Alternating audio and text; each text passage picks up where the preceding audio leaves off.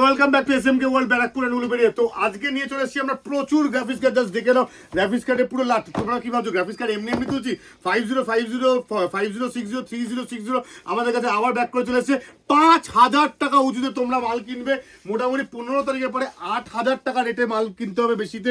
আমি যার জন্য বারবার করে বলছি প্রচুর গ্রাফিক্স কার্ড। জাস্ট দেখে নাও মোটামুটি আমার কাছে 580ও ঢুকে গেছে, 7600 আসুস অনেক জন এনকোয়ারি করছিল, 7600 ঢুকে গেছে। তার সাথে সাথে একটু আমরা ওইদিকে চলে যাবো টুক করে।